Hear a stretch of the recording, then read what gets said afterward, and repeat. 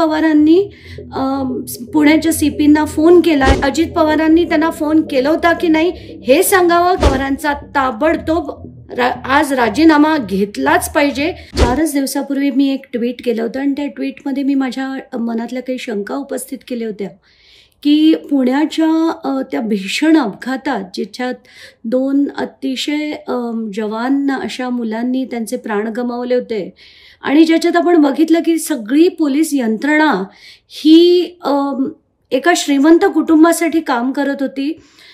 त्याच्या मागे कोण होतं असं माझ्या मनात शंका होती, पण ती शंका होती म्हणून मी ते ट्विट डिलीट केलं होतं. पण आज माझी ती शंका खरी ठरते की काय, कारण आत्ताच मी काही जर्नलिस्टचे ट्विट्स बघितले. त्याच्यावरचे पूर्ण ती जी स्टोरी आहे ती की अजित पवारांनी पुण्याच्या सीपींना फोन केला आहे असं ते ट्विट आहे.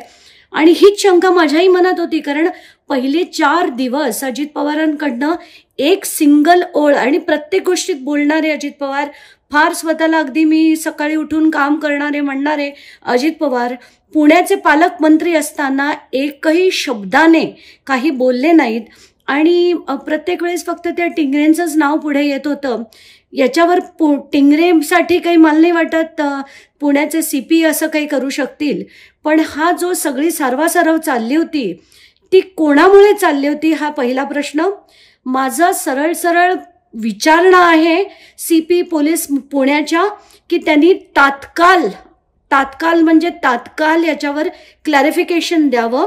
जर अजित पवारांनी त्यांना फोन केला होता की नाही हे सांगावं. केला नसेल तर उत्तम, पण केला असेल तर अजित पवारांचा ताबडतोब आज राजीनामा घेतलाच पाहिजे.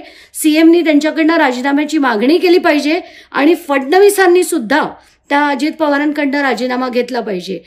This is something that I demand की सीपी पोलिसने ताबडतोब क्लॅरिफिकेशन याच्यावर दिलं पाहिजे. महाराष्ट्रातील सर्व बातम्यांचे विश्वासार्ह व्यासपीठ. सकाळच्या सर्व सोशल मीडिया प्लॅटफॉर्मला लाईक, फॉलो आणि सबस्क्राईब करा.